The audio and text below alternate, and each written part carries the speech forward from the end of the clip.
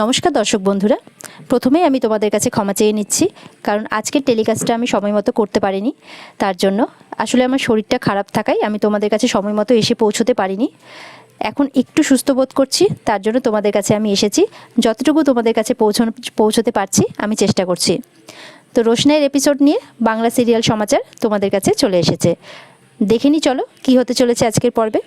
শুরুতে আমরা দেখতে পাচ্ছি রোশনাই প্রস্তুতি নিয়ে নিয়েছে শুটিংয়ে যাবে বলে। ওদিকে তো গাড়ি চলে এসেছে তাকে নিয়ে যাওয়ার জন্যে, কিন্তু বাড়ির লোকজন তো তোমরা সবাই জানো রোশনাইয়ের পিছনে পড়ে গেছে। একে একে সবার প্রশ্নের বাহার ছুটছে এই সময় রোশনাইয়ের দিকে। সবাই বলছে, বাবলু ছোটুকে বলে, তুমি নিজের উন্নতি চাও না কেন? ছোটু বলে, কেন দাদা, কেউ কি নিজের উন্নতি চায় না এমনটা হতে পারে? আজকে যদি আমি উন্নতি করতাম আর যদি সেই জায়গায় পৌঁছতাম, তাহলে কি তোমরা আজকে আমাকে এতগুলো কথা শোনানোর সুযোগ পেতে? বাবলু চুপ করে যায়। ছোট রোশনাইকে বলে, চলো রোশনাই, এরপর তো দেরি হয়ে যাবে, ওনারা অনেকক্ষণ থেকে অপেক্ষা করছেন, চলো এবার রওনা দিই। এদিকে আরণ্যকে এসে বলে, তুমি কি কোনো কিছুর গুরুত্ব বুঝতে পারো না রোশনাই? ওনারা বারবার করে ফোন করছেন। তখন ছোটু বলে, রোশনাইয়ের আর কি দোষ বল, বাড়ির সবাই তো এই সময়ই দেখছি ওর কাছে প্রশ্নের ঝুড়ি নিয়ে বসেছে, ওই বা কী করে যাবে? আরণ্যক বলে যে, ছোট, যদি কোনো রকমের ভুল ত্রুটি হয় তাহলে কিন্তু আমার প্রমোশনের জায়গায় ডিমোশনও হয়ে যেতে পারে। তখন রোশনাই বলে, একটু দাঁড়ান, আমি সবাইকে প্রণাম করে আসি। তখন রোশনাই সবাইকে প্রণাম করতে গেলে সবাই তো পা সরিয়ে নেয়, কেউ কেউ মুখ ঘুরিয়ে নেয়। বাবলু বলে, খবরদার খবরদার, এখানে আসতে যাবে না, আমাকে প্রণাম করতে যাবে না। বড়মা খুশি হন, বড়মা রোশনাইয়ের প্রণাম নেন। তারপরে রোশনাই বেরিয়ে যায়, ছোটুও রোশনাইয়ের সঙ্গে যায়। যাওয়ার সময় জাহ্নবী ছোটুকে বলে, তুমি ওর সঙ্গে যাচ্ছ কেন, তুমি কি ওর অ্যাটেন্ডেন্ট নাকি? তখন ছোটু বলে, না রে, আমি কারো অ্যাটেন্ডেন্ট নই, আমি আমার নিজের ইচ্ছেতেই যাচ্ছি। ও ওখানে একা একা যাবে, আলাদা লোক, বুঝতেই তো পারছিস, একা মেয়ে মানুষ, ওকে তো এরকমভাবে ছেড়ে দেওয়া যায় না, তাই জন্য আমি ওর সঙ্গে যাচ্ছি, আর আমি ওর সঙ্গে ওর ছোটু হিসেবে যাচ্ছি, আর আমার নিজের ইচ্ছেতেই যাচ্ছি, কেউ আমাকে জোর করেনি। বলেই ছোট রোশনাইকে নিয়ে বেরিয়ে চলে যায়। গাড়িতে যেতে যেতে রোশনাই তো খুব ঘাবড়াতে থাকে, আসলে প্রথমবার শুটে যাচ্ছে তো তার জন্য। রোশনাই বলে, আচ্ছা ছোটু, বাড়ি চলে গেলে হতো না? তখন ছোটু বলে, নার্ভাস লাগছে না? বুঝতে পারছি, প্রথম জীবনে এত বড় একটা কাজে যাচ্ছ। আচ্ছা তুমি একটা কাজ করো, জোরে জোরে নিঃশ্বাস নাও, দেখবে অনেকটা ভালো লাগবে, কেমন? রোশনাই বলে, আর কতক্ষণ, রাস্তা তো যেন শেষই হচ্ছে না। তখন কোঅর্ডিনেটর বলে, ম্যাডাম এক্ষুনি পৌঁছে যাব, চলেই এসছি প্রায়। একটু পরেই রোশনাই শুটিং স্পটে পৌঁছে যায়। শুটিং স্পটে রোশনাইয়ের তো একটু নার্ভাস লাগে নিজেকে, চতুর্দিকে শুটিংয়ের কাজকর্ম চলছে। একজন বলছে, আরে মডেল কখন আসবে, সময় হয়ে যাচ্ছে তো। কোঅর্ডিনেটর তখন রোশনাইকে নিয়ে আসে। শুটিংয়ের পরিচালক রোশনাইয়ের সাথে পরিচয় করেন। জুয়েলারি ব্র্যান্ডের লোকজন পরিচালককে বলেন, স্যার, রোশনাই একজন খুব ভালো ডান্সার আর খুব ট্যালেন্টেড। পরিচালক বলে, এই আপনার প্রথম শ্যুট? ঠিক আছে, ঘাবড়াবেন না একদম, এটা খুবই সহজ কাজ, একদম বাগানে পায়চারি মারার, পায়চারি করার মতো আর কি। আপনি সূর্যা জুয়েলার্সের নাম শুনেছেন নিশ্চয়ই, ভারতের অগ্রগণ্য একটা জুয়েলারি ব্র্যান্ড। আমরা তারই একটা অ্যাড ফিল্ম শ্যুট করতে যাচ্ছি, আর আপনি তার ফেস হবেন। আমরা প্রথমে আপনাকে রেডি করাবো, ফার্স্টে মেকআপ করাবো আর কি। তারপর আমাদের কস্টিউম ডিপার্টমেন্টে আছে রোমা, যার সাথে পরিচয় করিয়ে দিচ্ছি আপনাকে। পরিচয় করে দেওয়া হয় রোশনাইকে। রোমা আপনাকে কস্টিউম ডিপার্টমেন্টে হেল্প করবে। রোমা তখন রোশনাইকে নিয়ে যায়, ছোটুও সঙ্গে সঙ্গে যায়। পরিচালক সূর্যা ব্র্যান্ডের লোকজনকে বলে যে, স্যার, আমার তো সন্দেহ হচ্ছে গরিমা মুখার্জির মতো পারফর্ম করতে পারবে তো? এ তো যথেষ্ট নার্ভাস, একে দেখে মনে হচ্ছে, মুখে চোখে তো একদমই কনফিডেন্ট নেই।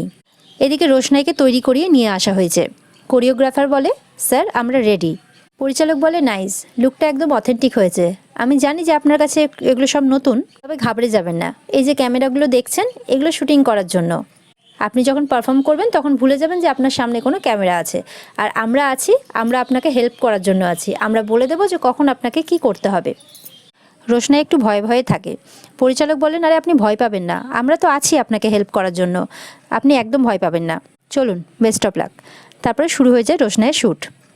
সেই সময় সেখানে আরণ্যকও আসে, আর দূর থেকে রোশনাইয়ের পারফরমেন্স দেখতে থাকে।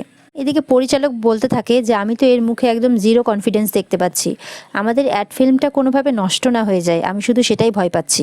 রোশনাই টেক দিতে শুরু করে দেয়। শুরু হয়ে যায় রোশনাইয়ের ডান্স পারফরমেন্স। রোশনাইয়ের পারফরমেন্স দেখে পরিচালক তো খুব খুশি হয়ে যায়, বলে যে, এই তো গরিমা মুখার্জির অ্যাবসেন্স বুঝতেই দিল না আমাদেরকে। ওদিকে আরণ্যকও দূর থেকে দাঁড়িয়ে মনে মনে হাসতে থাকে। পারফরমেন্স হয়ে যাওয়ার পর সবাই হাততালি দিতে থাকে। পরিচালক বলেন, এক্সিলেন্ট পারফরমেন্স। পরিচালক বলে, এই ওকে চেয়ার দাও। রোশনাইকে চেয়ার দেওয়া হয়। ছোটু মনে মনে বলতে থাকে, আমি তোমাকে বলেছিলাম না রোশনাই, আমার বাদশা কোনোদিনও খারাপ কাজ করতে পারে না, আমার বাদশা জানে যে ও কী করছে। তুমি তোমার মধ্যে কী ট্যালেন্ট আছে বুঝতে পারোনি, কিন্তু বাদশা বুঝতে পেরেছে। রোশনাইকে জিজ্ঞাসা করা হয়, আপনি কিছু খাবেন? রোশনাই বলে, না, আমার জল হলেই হবে। রোশনাইয়ের জন্য জুস নিয়ে আসা হয়। পরিচালক রোশনাইকে এসে বলে, আপনি দারুণ কাজ করেছেন, এক্সিলেন্ট পারফরমেন্স হয়েছে, বেস্ট অফ লাক এর নেক্সট পারফরমেন্সের জন্য।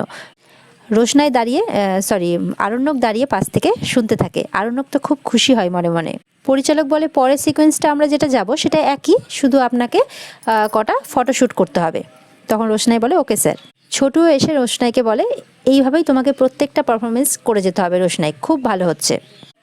নেক্সট পারফরমেন্সের জন্য রোশনাইকে ডেকে পাঠানো হয়। এই ফটোশ্যুটের পর রোশনাইয়ের কস্টিউম চেঞ্জ হবে, তারপর নেক্সট ফটোশ্যুট শুরু হবে। শুরু হয়ে যায় রোশনাইয়ের ফটোশ্যুট। আরণ্যক দাঁড়িয়ে সবটা দেখে। তারপরে রোশনাইয়ের কস্টিউম চেঞ্জ করানো হয়। আর রোশনাইকে নতুন কস্টিউমে দেখে আরণ্যক তো যেন চোখই ফেরাতে পারে না। শুরু হয়ে যায় রোশনাইয়ের আরও ফটোশ্যুট করা। রোশনাইকে হোয়াইট কালারের কস্টিউম পরিয়ে নিয়ে আসা হয়, সাথে ডায়মন্ড জুয়েলারি। এদিকে দেখা যায় গরিমাকে ফোন করেছে জাহ্নবী, সব বাড়ির সমস্ত ঘটনা জানানোর জন্য। জাহ্নবী বলে, তুমি কি বিজি আছো? গরিমা বলে, না না, আসলে আজকে আমার পুরোই ছুটি, তাই জন্য একটু মাকে নিয়ে শপিং করতে যাচ্ছিলাম আর কি। কেন, ওখানে কিছু আবার হয়েছে নাকি? বলে যে আরণ্যকের সাথে তোমার কথা হয়নি? গরিমা বলে যে না, আজকাল আমি একটু ব্যস্ত থাকি তো, আর ওও একটু ব্যস্ত থাকে, তাই জন্য আজকাল আর কথা হয় না, খুব কম হয়। আর রাতেও আমার ফিরতে অনেকটা দেরি হয়ে যায়, তাই জন্য আমি যখন ফোন করি ও তখন ঘুমিয়ে পড়ে, তো সেই কারণে আর হয় না। তবে ফোন ঘুমানোর আগে ও আমাকে ফোন করে, আজকেও করেছিল, কিন্তু আমি রিসিভ করতে পারিনি। জাহ্নবী বলে, আরণ্যক তো বাড়ি নেই, সেই সকালবেলাতেই বেরিয়েছে, কোথায় গেছে কিছু জানি না। এটা শুনে তো গরিমা একটু অবাক হয়ে যায়। জাহ্নবী বলে, একজন তো আবার বড় হিরোইন হবে। এটা শুনেও গরিমা আরও অবাক হয়ে যায়। সুরঙ্গমা বলে, গরিমা তাড়াতাড়ি চলো, আমাদের দেরি হয়ে যাবে। গরিমা বলে, মা 1 সেকেন্ড, জাহ্নবীদি ফোন করেছে। সুরঙ্গমা বলে, গাড়িতে গিয়ে কথা বলো। গরিমা বলে, কে হিরোইন হচ্ছে? এটা শুনে তো সুরঙ্গমাও অবাক হয়ে যায়। জাহ্নবী তখন বলে, রোশনাই। আবার কে? মনে নেই তোমার, বাদশাহ ওর কলেজের প্রোগ্রামে নিয়ে গেছিলো নিউ ফেস সেগমেন্টে, ওখান থেকে ওর জন্য অফার এসছে। সুরিয়া জুয়েলার্স ওরা ওনাদের নিউ ফেস হিসেবে রোশনাইকে বেছে নিয়েছে তাদের মডেল হিসেবে। গরিমা বলে, এত কিছু হয়ে গেল আর আমি জানতেই পারলাম না। জাহ্নবী বলে, রোশনাই তো অলরেডি বেরিয়ে পড়েছে, ওরা একটা বড় গাড়ি পাঠিয়েছিল ওকে নিয়ে যাওয়ার জন্য। এগুলো শুনেও গরিমা একটু অবাক হয়। গরিমা বলে, শ্যুটটা কোথায় হচ্ছে? জাহ্নবী বলে, দেখো আমি তো আর অত কিছু জানি না, তুমি বরং বাদশাকে একটা ফোন করে নাও। তখন গরিমা বলে, ও যখন আমাকে ফোন করে কোনো কিছু জানানোর প্রয়োজন মনে করনি, তখন আমিও ফোন করে কোনো কিছু জানার প্রয়োজন মনে করি না। আমার অনেক কন্ট্যাক্টস আছে, আমি সেখান থেকে ঠিক খোঁজ বের করে নেব যে শ্যুটিংটা কোথায় হচ্ছে। তখন জাহ্নবী বলে, সুরিয়া জুয়েলার্সের তরফ থেকে তো ওকে অ্যাডভান্সও করা হয়েছে। গরিমা এটা শুনেও একটু অবাক হয়ে যায়, বলে যে এত বড় ব্র্যান্ড কিন্তু রাতারাতি তাদের মডেল চেঞ্জ করে দেয় না। জাহ্নবী বলে, কি করে বলবো, হয়তো তারা অন্য কাউকে সিলেক্ট করেছিল, আর ইতিমধ্যে হয়তো সে করতে রাজি হয়নি, তার জন্য এনারা রোশনাইকে চুজ করেছেন। গরিমা তখন বলে, আচ্ছা, অ্যাডভান্সের টাকাটা রোশনাই কোথায় রেখেছে তুমি বলতে পারবে? জাহ্নবী বলে, সেটা তো আমি বলতে পারবো না, ওর তো নিজস্ব কোনো ব্যাংক অ্যাকাউন্ট নেই, এখন ও ওর কাছে রেখেছে না বাদশার কাছে রেখেছে সেটা আমি বলতে পারবো না। এদিকে ছোটু রোশনাইকে বলে, ওই দেখো তোমার সাথে কে দেখা করতে এসেছে। তখন রোশনাই আরণ্যকের দিকে তাকায়, দেখে একটু খুশি হয়ে যায় প্রথমে, কিন্তু তারপরে আবার চুপ করে যায় আর বলে যে, উনি আবার এখানে কেন এসেছেন ছোটু? ছোটু বলে, না না রোশনাই, এইভাবে বলো না, আসলে সুরিয়া ব্র্যান্ডের সাথে তো ওর অনেক দিনের পরিচিতি, আর তুমি ওর বাড়ি থেকে এসেছো, একটা কার্সির ব্যাপার আছে না, ও সেই কার্সি দেখাতে এখানে এসেছে। এদিকে জাহ্নবী বলে, আমাদের ছোটুও গেছে ওর সঙ্গে, আসলে এই ভদ্রলোকের তো ভবিষ্যৎ বলে কিছু নেই, তাই জন্য আগে থেকে নিজের রাস্তাটা ক্লিয়ার করে রাখছে আর কি, যদি পরে রোশনাইয়ের ম্যানেজার হিসেবে কাজ করতে পারে। গরিমা তখন বলে, এই ব্র্যান্ড কিন্তু একটা প্রেস্টিজিয়াস ব্র্যান্ড, আর এরা কিভাবে রাতারাতি নিজেদের মডেল চুজ করলো? আর সবসময় নিউ ফেস সেগমেন্ট থেকেই যে ওদেরকে মডেল চুজ করতে হবে এরকম কোনো শর্ত কিন্তু আছে বলে আমার জানা নেই। আর এটা যদি এতই প্রেস্টিজিয়াস একটা ব্র্যান্ড, যেহেতু আর এখানে কাজ করা তো অনেক সম্মানের, তাই জন্য এই সুযোগটা যদি আমার কাছেও আসতো তাহলে আমিও কিন্তু না করতাম না। গরিমা বলে, এরপরে তো মহারানীর অনেক টাকা পয়সা হবে, তখন কি আর আমাদের বাড়িতে কাজ করবে? গরিমা তখন বলে, ঠিকই তো হবে, ভালোই তো হবে, নিজের টাকা নিজে রোজগার করবে, আর তোমাদের বাড়িতেও থাকতে হবে না, অন্য জায়গায় গিয়ে থাকবে, আর আমাদের সবার সমস্যাটা মিটবে, একদিকে তো ভালোই হবে। আর এর ফলে সে তার স্বামীর সাথেও গিয়ে থাকতে পারবে, তাই না?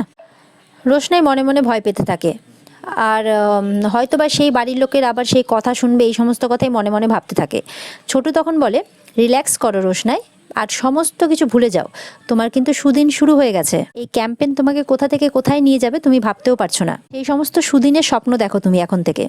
রোশনাই বলে, ছোটু আমি এখন আর কিছুই আশা করি না। আমি কারো টেনশনও হয়ে থাকতে চাই না, আবার ফোকাসও হতে চাই না। স্বপ্ন দেখতে আমার ভয় লাগে ছোটু। ছোটু বলে, তুমি এরকম কথা কখনো বলবে না। সব মানুষ কিন্তু এরকম সুযোগটা পায় না। তুমি কিন্তু জীবনে এত বড় সুযোগ পেয়েছো রোশনাই। এই সুযোগটা পেয়েছো, এই সুযোগটাকে আঁকড়ে ধরে থাকো রোশনাই। জীবনে যত দুঃখ যত কষ্ট পেয়েছো সেগুলোকে মনে করে বসে থাকাটা জীবন নয়, এগিয়ে যাওয়াটা জীবন রোশনাই। রোশনাই চুপ করে দাঁড়িয়ে কথাগুলো শোনে ছোটুর। আর এখানেই আজকের পর্ব শেষ হয়ে যায়। তো বন্ধুরা, আশা করি আজকের পর্ব তোমাদের খুব ভালো লাগবে। আর আমি আবারও তোমাদের কাছে ক্ষমা চেয়ে নিচ্ছি এত দেরি করে তোমাদের সামনে আসার জন্য। তবে আগামী দিন থেকে একদম সঠিক সময়ে তোমাদের কাছে পৌঁছে যাব। ততক্ষণ তোমরা ভালো থেকো। টাটা।